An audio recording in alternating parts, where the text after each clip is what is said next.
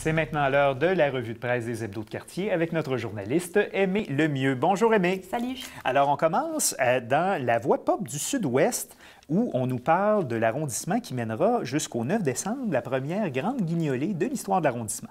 Depuis quelques jours, les citoyens sont invités à déposer leurs denrées non périssables à la mairie, mais aussi dans les bibliothèques, les centres sportifs et les piscines de l'arrondissement.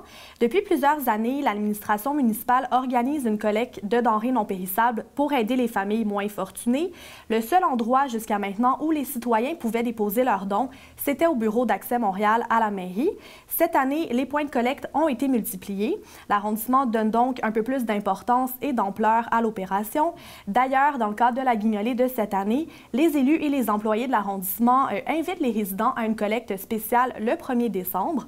C'est de l'argent et des denrées qui seront recueillis dans 7 métros de l'arrondissement du Sud-Ouest. Donc, une belle initiative. On suivra aussi dans les prochains jours dans les autres arrondissements un peu partout à travers la ville et à travers le Québec, la grande guignolée des médias. On en reparlera prochainement. Maintenant, dans les nouvelles de Saint-Laurent, on nous parle de l'ouverture de la première super clinique du Québec, donc une clinique médicale promise de longue date par le gouvernement Couillard.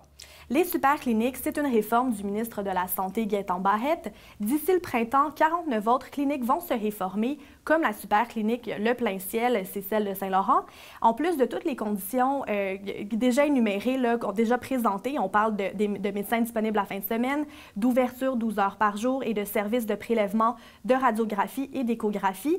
On dit que 7 infirmières à temps plein vont intégrer la clinique. Une super clinique comme Le Plein Ciel accueille autant de patients que l'hôpital Jean Talon, a souligné le ministre Barrette.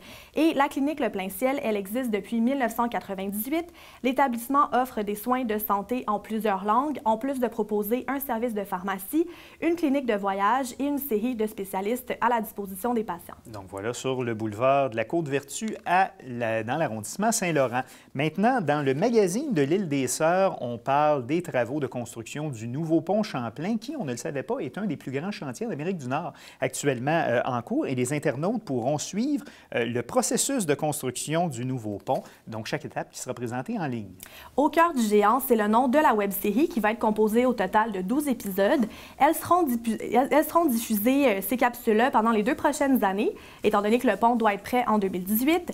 La première capsule, elle concerne le pylône principal et elle vient avec des explications du directeur des travaux. Donc, c'est pertinent pour les gens qui veulent en connaître un peu plus sur l'ingénierie et la construction d'un projet d'une envergure assez, disons-le, internationale.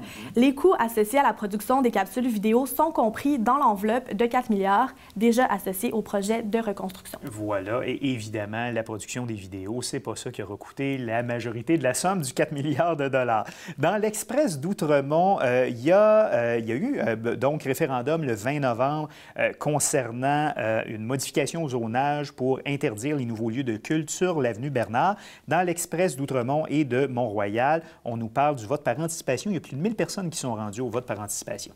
Voilà, l'arrondissement d'Outremont confirme qu'environ 22 des 4 450 citoyens concernés par le référendum sont allés au vote par anticipation.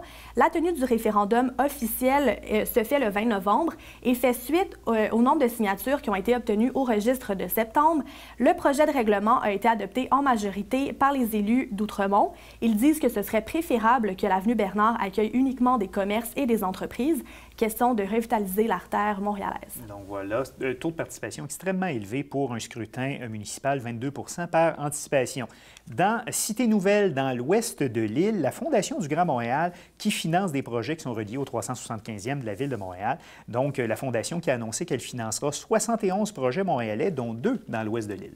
La Fondation du Grand Montréal a annoncé son investissement pour appuyer 14 projets qui sont déjà amorcés et 57 autres dans le cadre du 375e anniversaire de Montréal et du 150e anniversaire du Canada.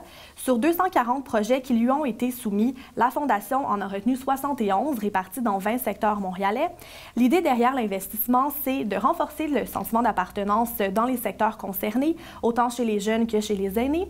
Un premier projet dans l'ouest de l'île est évalué à 15 000 et c'est un financement qui ira complètement au carrefour jeunesse-emploi de l'arrondissement. Et ce sera une série d'activités scolaires et communautaires qui seront mises en place. Un deuxième projet, celui-là estimé à 9 000 va permettre au public d'avoir des visites guidées dans 5 parcs nature de Montréal, dont 2 dans l'arrondissement de l'ouest de l'île. Donc, 2 beaux projets qui auront lieu dans l'ouest de l'île de Montréal. Aimez le mieux, merci d'avoir été là. On se voit la semaine prochaine. Merci. Restez avec nous tout de suite après la pause. On vous parle du Forum social du quartier Centre-Sud qui aura lieu au courant des prochains jours. À tout de suite.